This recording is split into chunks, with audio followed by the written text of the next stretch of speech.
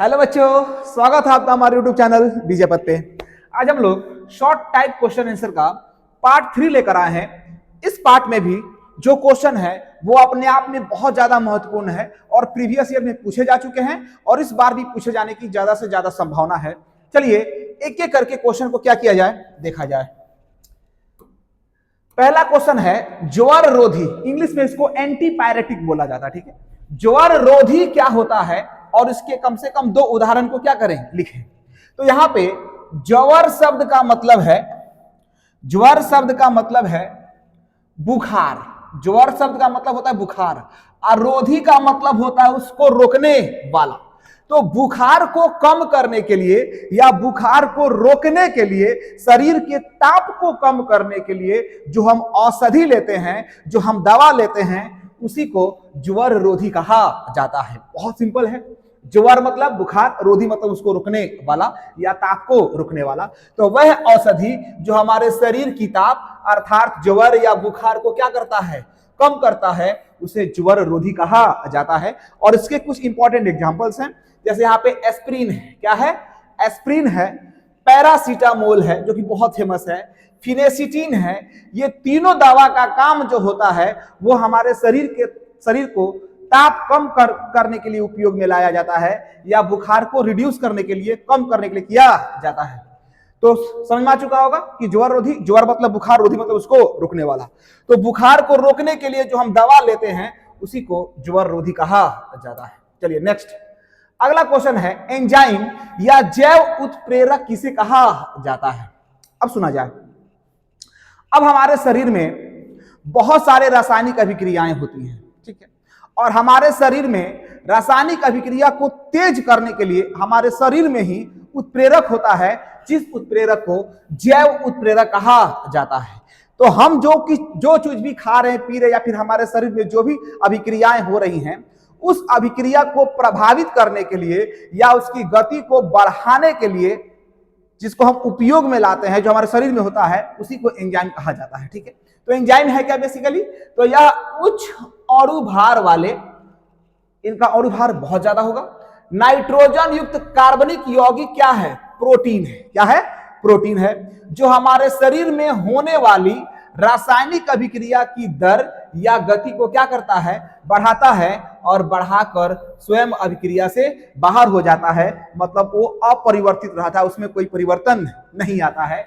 तो एंजाइम क्या है? तो हमारे शरीर में होने वाली अभिक्रियाओं के गति को बढ़ा देता है या प्रभावित करता है, और प्रभावित करके खुद अपरिवर्तित होकर अभिक्रिया से क्या हो जाता है? बाहर हो जाता है।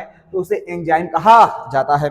ध्यान रहे, जो भी जीव है, तो उस जीव के अंदर कुछ एंजाइम्स पाए जाते हैं, शरीर के अंदर पाए जाते हैं, कोशिका में पाए जाते हैं, तो उसे जैव उत्प्रेरक कहा जाता है। इसका काम क्या होता है कि शरीर में होने वाली अभिक्रियाओं को क्या करना?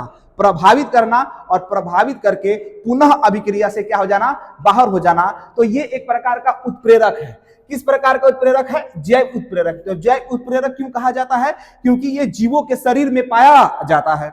ठीक है, ये होता क्या है? तो ये उच्च अणु भार वाले नाइट्रोजन युक्त कार्बनिक यौगिक प्रोटीन होता है, जो हमारे शरीर में होने वाली रासायनिक अभिक्रिया के दर को, गति को बढ़ाता है या फिर प्रभावित करता है और स्वयं अभिक्रिया से बाहर हो जाता है, यानी कि अपरिवर्तित होता है।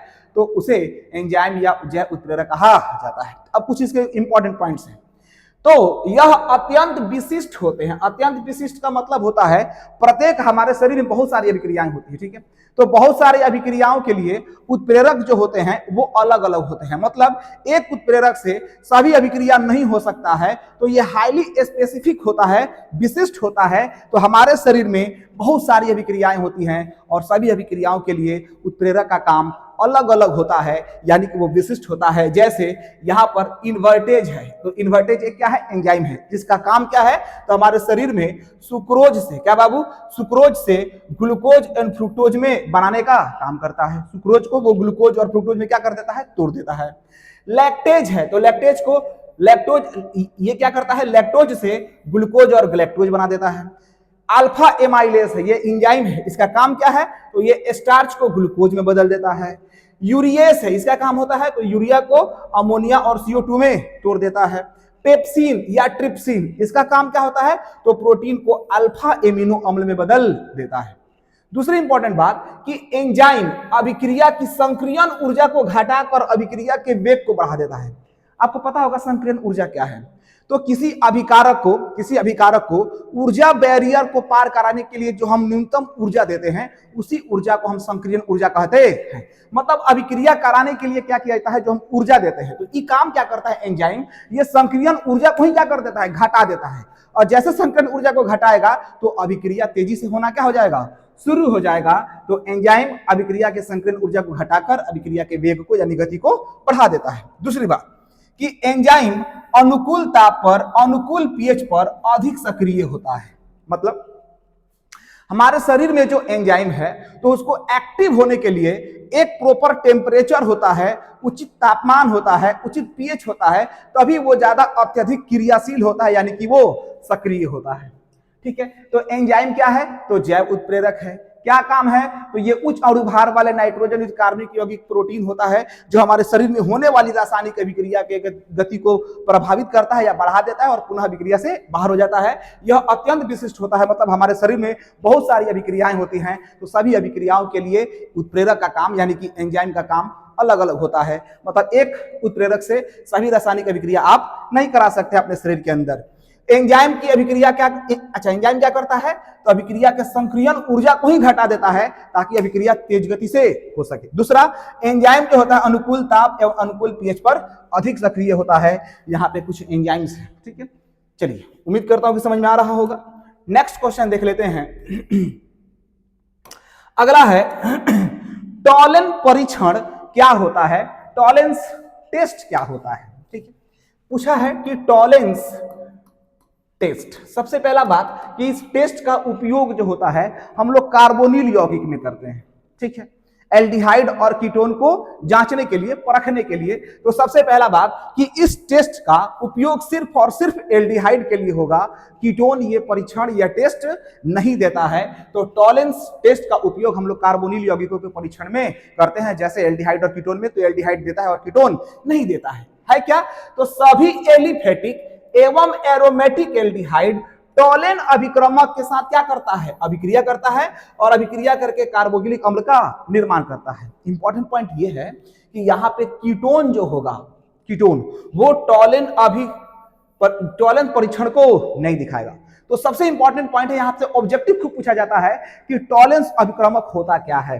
तो देखा जाए, सिल्वर नाइट्रेट है और अमोनियम हाइड्रोक्साइड है। इन दोनों के मिश्रण को बोला जाता है अमोनिकल सिल्वर नाइट्रेट सॉल्यूशन। ठीक है, इनको जब आपस में जोड़ेंगे, रिएक्शन कराएंगे, तो यहां पर AgNH3 का होल ट्वाइस और यहाँ पर OH, या इसी को लिख सकते हैं AgNH3 का होल ट्वाइस और ऊपर में क्या लिख देंगे? प्लस। तो इसी को बोला जाता है टॉलेंस अभिक्रमक। अब हमको जांचना है, तो चाहे वो आपका एल्डिहाइड एलिफेटिक हो और चाहे एरोमेटिक हो, जैसे उसमें टॉलेंस अभिक्रमक डालेंगे तो वो एल्डिहाइड, एलिफेटिक चाहे एरोमेटिक, तुरंत कार्बोनिक एसिड में क्या हो जाएगा? चेंज हो जाएगा। और यहां पर आपको एक सिल्वर मिरर देगा। सिल्वर मिरर का मतलब है आईने के पीछे जो लेप होता है वो वही होता है। ठीक है, रिएक्शन क्या है? तो आपको एलिफेटिक या एरोमेटिक क्या लेना है? एल्डिहाइड या कीटोन, एलिफेटिक या एरोमेटिक एल्डिहाइड लेना है। और इसका रिएक्शन जो है टॉलेंस रिएजेंट या टॉलेंस अभिक्रमक से क्या करानी है। तो ये रिएक्शन करके क्या देगा? कार्बोक्सिलिक एसिड, यहाँ पे माइनस है, पुनः एसिडिक मीडियम में रिएक्शन करके वो एसिड में क्या हो जाएगा? चेंज हो जाएगा। और यहां पर जो मिलने वाला है वो मिलेगा आपका सिल्वर मिरर, अमोनिया और 2 मोल वाटर। इसमें सबसे इंपॉर्टेंट पॉइंट ये है कि यह टेस्ट सिर्फ और सिर्फ एल्डिहाइड देगा, यह कीटोन नहीं देता है। दूसरी इंपॉर्टेंट बात है, आपसे ऑब्जेक्टिव पूछा जाता है कि टॉलेंस अभिक्रमक का सूत्र क्या होता है? तो AgNH3 का होल ट्वाइस OH या फिर AgNH3 का होल ट्वाइस या प्लस। ठीक है, चलिए अगला क्वेश्चन देख लेते हैं। अगला क्वेश्चन है छद्म प्रथम कोटि अभिक्रिया क्या होता है? छद्म प्रथम कोटि अभिक्रिया क्या होता है? छद्म का मतलब होता है फॉल्स, झूठा। देखने से लगेगा कि 2 है, बट वो 2 नहीं है, वो क्या है? 1 है। तो सुना जाए होता क्या है? तो वह रासायनिक अभिक्रिया जिसकी आणविकता तो 2 होती है। आणविकता का मतलब होता है जितना अभिकारक के और रासायनिक अभिक्रिया में भाग ले रहे हैं। आणविकता तो 2 है, परंतु उसकी कोटि जो होगी वो क्या होगी? 1 होगी। तो उसे बोला जाएगा छद्म प्रथम कोटि अभिक्रिया। देखने से लगेगा कि द्वितीय कोटि है, लेकिन द्वितीय कोटि नहीं है, ये प्रथम कोटि है। क्यों? क्योंकि देखा जाए यहाँ पर, जैसे एग्जांपल से क्लियर हो जाएगा, जैसे यहाँ पर सुक्रोज है, क्या है? सुक्रोज है। जब इसका रिएक्शन हम जल के साथ कराएंगे और यहाँ पे जल का मात्रा एक्सेस लेंगे, अब जैसे एक्सेस लेंगे तो ये कांस्टेंट हो जाएगा। क्या हो जाएगा? कांस्टेंट हो जाएगा, स्थिर हो जाएगा, और ये टूटकर ग्लूकोज और फ्रुक्टोज। तो कितने अणु अभिक्रिया में भाग लिए? 2। कौन? सुक्रोज और जल। टूटकर क्या दिया? ग्लूकोज और फ्रुक्टोज। ध्यान दीजिएगा, तो 2 अणु भाग लिया, लेकिन इसकी जो कोटि होगी वो कोटि सिर्फ 1 होगी। वाटर के कोटि को यहां पर, यानी वाटर के ऑर्डर को कंसीडर नहीं किया जाएगा, क्योंकि वाटर यहाँ पे एक्सेस अमाउंट में है, और एक्सेस अमाउंट में होने से ये कांस्टेंट हो जाता है। तो सिर्फ और सिर्फ कोटि किसकी ली जाएगी? सुक्रोज की। मतलब ये नेग्लेक्ट हो जाता है, खत्म हो जाता है। ठीक, तो इसको बोला जाता है इन्वर्जन ऑफ केन शुगर। दूसरा है स्टेरिफिकेशन रिएक्शन। तो यहां पर आपको क्या करना है? स्टर लेना है और इसका रिएक्शन जल के साथ कराना है। फिर यहाँ पे जल किसमें है? एक्सेस में है। जब भी जल एक्सेस में होगा तो वहां पे उसकी ऑर्डर जो होगी, उसकी कोटि जो होगी वो कांस्टेंट हो जाएगी, नेग्लिजिबल हो जाएगी, और यहाँ पर टूट के देगा कार्बोनिक एसिड और इथाइल अल्कोहल। इसमें भी 2 अणु भाग ले रहा है, तो आणविकता तो 2 है, लेकिन ये तो नेग्लेक्ट हो जाएगा, तो ये सिर्फ इस पे डिपेंड करेगा। तो इसकी कोटि जो होगी वो क्या हो जाएगी? 1 हो जाएगी, ये कांस्टेंट हो जाता है। ठीक, तो छद्म प्रथम कोटि अभिक्रिया जिसकी आणविकता 2 है परंतु कोटि कितनी है? 1 है, तो उसको छद्म प्रथम कोटि अभिक्रिया कहा जाता है। और ये एग्जांपल बहुत इंपॉर्टेंट है, एग्जांपल से सवाल पूछे जाते हैं, ऑब्जेक्टिव बनता है। चलिए नेक्स्ट सवाल देखते हैं। नेक्स्ट है प्राथमिक सेल एवं द्वितीयक सेल क्या होता है? चलिए बहुत बढ़िया। प्राथमिक सेल का मतलब होता है ऐसा सेल जिसमें रेडॉक्स अभिक्रिया जो है हम बार बार क्या कर सकें? करा सकें। सॉरी, उसमें रेडॉक्स अभिक्रिया सिर्फ एक बार होता है। प्राथमिक सेल में रेडॉक्स अभिक्रिया सिर्फ एक बार होता है, और द्वितीयक सेल में रेडॉक्स अभिक्रिया बार बार होता है। ध्यान दीजिएगा, कंफ्यूज मत होइएगा। प्राथमिक सेल में रेडॉक्स अभिक्रिया एक बार होगा, मतलब 1 टाइम यूज होगा, उसके बाद निकाल के फेंक देना। जैसे घड़ी वाला बैटरी है, पेंसिल बैटरी डाले और निकाल के क्या कर दिए? फेंक दिए। जिस दिन रिएक्शन रुक जाएगा, बंद हो जाएगा, उस दिन बैटरी की कहानी क्या हो जाएगी? खत्म हो जाएगी। तो प्राथमिक सेल क्या है? तो वह सेल जिसमें रेडॉक्स अभिक्रिया केवल एक बार होती है और कुछ समय बाद यह सेल मृत हो जाती है, यानी कि खत्म हो जाती है, यानी कि रेडॉक्स अभिक्रिया बंद हो जाता है। तो यानी कि इसे आप पुनः आवेशित नहीं कर सकते हैं, तो उसे प्राथमिक सेल कहा जाता है। मतलब आप इसे मतलब कि ये रिचार्जेबल बैटरी नहीं है। एक बार आप बैटरी खरीद के लाइए, किसी डिवाइस में लगा दीजिए, वो चलता जाएगा चलता जाएगा चलता जाएगा, जब तक रेडॉक्स अभिक्रिया खत्म नहीं हो जाएगा तब तक बैटरी चलता रहेगा। जिस दिन रेडॉक्स अभिक्रिया बंद हो जाएगा, बैटरी खत्म हो जाएगा, निकाल के फेंक देना होगा। यानी आप उसको चार्ज नहीं कर सकते हैं, दोबारा आप उसे यूज नहीं कर सकते हैं। जैसे एग्जांपल है डेनियल सेल, शुष्क सेल और मरकरी सेल। ठीक है, अब आ जाइए द्वितीयक सेल क्या होता है? Secondary cell. तो वह सेल जिससे बाहर से, बाह्य स्रोत से बार बार आवेशित करके हम उसे क्या कर सके? उपयोग में ला सके। जैसे आपका मोबाइल का बैटरी हो गया, सिंपल है, आप ऐसा समझ सकते हो। मोबाइल का बैटरी है, चार्ज खत्म हो गया, फिर से क्या कर दिया हमने? चार्जिंग पिन में लगा दिया और चार्ज फिर से होना शुरू हो गया। तो इसके फॉर्म में क्या होता है? इस बैटरी में हम एनर्जी को, यानी विद्युत ऊर्जा को क्या कर सकते हैं? स्टोर कर सकते हैं। स्टोर करके इसे पुनः हम यूज में ला सकते हैं। तो ये क्या कह रहा है? वह सेल जिसे बाह्य स्रोत से, यानी कि चार्जर से बार बार आवेशित कर प्रयोग में लाया जा सकता है। इसका मतलब है कि इसमें रेडॉक्स अभिक्रिया जब रुक जाए, जब खत्म हो जाए, तो उसे बार बार करा सकते हैं, तो उसे द्वितीयक सेल कहा जाता है। इसमें विद्युत ऊर्जा को संचयित किया जा सकता है, स्टोर किया जा सकता है। जैसे सीसा संचायक cell, nickel cadmium cell, lithium battery भी आजकल आ रहा है, तो वो सब इसी बेसिस पे है। ठीक है, तो प्राथमिक सेल जिसे आप चार्ज नहीं कर सकते हो, 1 टाइम यूज करना है, डालो, खत्म हो गया, निकाल के फेंक दो। द्वितीयक सेल मतलब चार्ज हो जाए, चार्ज खत्म हो जाए, फिर से जाकर चार्जिंग पिन में लगा दो, चार्ज होता रहेगा, मतलब इसमें बार बार रेडॉक्स अभिक्रिया कराते रहेंगे। इसमें रेडॉक्स अभिक्रिया एक ही बार होगा। ठीक है, क्लियर। चलिए अगला क्वेश्चन देख लिया जाए बाबू। अगला क्वेश्चन है मोललता किसे कहते हैं?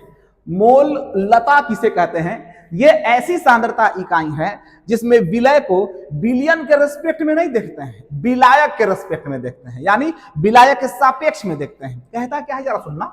1 किलोग्राम या 1000 ग्राम विलायक में विलय का जितना मोल की संख्या क्या होती है? उपस्थित होती है। 1 केजी या 1000 ग्राम में उपस्थित विलय के मोलों की संख्या को विलयन का मोललता कहा जाता है। सबसे पहली बात कि ये ताप पर निर्भर नहीं करता है, क्योंकि यहाँ पर विलय का हम क्या लिए हैं, भार लिए हैं, द्रव्यमान लिए हैं। और जब द्रव्यमान है इसका मतलब है PV इक्वल टू nRT, मतलब यह है कि ये T यानी T मतलब टेम्परेचर तबे डिपेंड करेगा जब इसमें वॉल्यूम होगा यानी कि आयतन होगा। तो इसमें आयतन नहीं है, इसका मतलब है कि ये ताप पर निर्भर नहीं करेगा। दूसरी बात, मोललता को छोटा m से क्या करते हैं, सूचित करते हैं। इसकी इकाई क्या होती है, मोल पर केजी। कैसे, मोललता क्या होता है, तो 1 किलोग्राम विलायक में, 1 किलोग्राम विलायक में जितना विलय का मोल क्या होता है, उपस्थित होता है, उसे विलयन का मोललता कहते हैं। तो ऊपर में मोल है और यहाँ पर क्या है, वेट है, वेट लेना है द्रव्यमान केजी में, तो ये यूनिट निकल कर आ जाएगा मोल पर केजी, मोल पर केजी। ठीक है, यहाँ पे मोललता का सूत्र है विलय का भार गुणे 1000 बटा में विलय का अनुभार इंटू विलायक का भार। कुछ नहीं है, ये विलय का मोल है तो मोल को रखेंगे विलय दिया गया भार बटा अनुभार, तो अनुभार नीचे आ जाएगा। यहाँ पे फॉर्मूला, यहाँ पे देखिए ना, ध्यान दीजिए, यहाँ पे n है ना, n मतलब मोल, मोल का फॉर्मूला होता है दिया गया भार के कर तो बाबू विलय का, और नीचे में विलय का अनुभार, विलय का अनुभार। आपकी बार द्रव्यमान केजी में ना देकर किस में दिया है, ग्राम में, तो 1000 ले लेंगे, और नीचे में विलायक का भार, विलायक का भार कौची में, केजी में, ग्राम में, तो ये MW कहाँ जाएगा, नीचे, तो वहां से फॉर्मूला निकल कर आ जाएगा W विलय गुणे 1000 बटा में MW विलय का अनुभार और यहाँ पे विलायक का भार ग्राम में। ठीक है, इस तरह से फॉर्मूला से आप निकाल सकते हो। जैसे यहाँ पे एग्जांपल दिया है 2m NaCl बिलियन, जब भी ऐसा लिखा हो तो इसका मतलब क्या है, इसका मतलब है कि 1 किलोग्राम विलायक में 2 मोल NaCl क्या है, उपस्थित है। ठीक है, उम्मीद करते हैं कि समझ में आ रहा होगा। चलिए नेक्स्ट क्वेश्चन जो है, नेक्स्ट क्वेश्चन है भर्जन एवं निस्तापन में क्या अंतर है। तो सबसे पहला चीज आपको मेटालर्जिकल ऑपरेशन बताया गया था। ठीक है, तो पहले क्या होता है कि भूपर्पट्टी में जाते हैं तो वहां पे बड़े बड़े आकार में अयस्क होते हैं, तो सबसे पहला काम होता है उसको निकालकर छोटे छोटे पीस में काटकर उसे पीस कर महीन चूर्ण में बदल लेते हैं। तो इतना चीज करने के बाद तब उसका होता है अयस्कों का सांद्रण कर लेंगे, फिर सांद्रित अयस्क को ऑक्साइड में चेंज कर लेंगे, फिर उस ऑक्साइड का अपचयन कर देंगे धातु में, और फिर उस धातु का क्या कर देंगे, शुद्धिकरण। टोटल 4 स्टेप में होता है। पहले चूर्णित अयस्क लेते हैं और चूर्णित अयस्कों का पहले अयस्कों का सांद्रण किया जाता है, तब जाकर उस सांद्रित अयस्कों को ऑक्साइड में बदला जाता है, और तब जाकर ऑक्साइड अयस्क को धातु में अपचयित किया जाता है, और तब उस धातु जो मिल जाता है फिर उसका शुद्धिकरण किया जाता है। तो यहां पर ये सेकेंड स्टेप है, सांद्रित अयस्क को ऑक्साइड में परिवर्तन करना। तो सांद्रित अयस्क को ऑक्साइड में परिवर्तन 2 प्रकार से कर सकते हैं, एक भर्जन के द्वारा और दूसरा निस्तापन के द्वारा। तो भर्जन क्या है सर, तो ये एक प्रोसेस है, प्रक्रिया है, वह प्रक्रिया जिसमें सांद्रित अयस्क को वायु की उपस्थिति में, ध्यान रहे, वायु की उपस्थिति में गलनांक से कम ताप लेना है। ज्यादा ताप ले लेंगे तो गलिए जाएगा, तो फिर उसमें प्रोसेस क्या करेंगे, फिर उसका हम सांद्रण कैसे करेंगे। तो क्या करना है कि टेम्परेचर तो लेना है, लेकिन उस सांद्रित अयस्क से गलनांक ताप से कम, ज्यादा ले लेंगे तो सांद्रित अयस्क गायब हो जाएगा, तो फिर उसमें धातु कर्म कैसे होगा।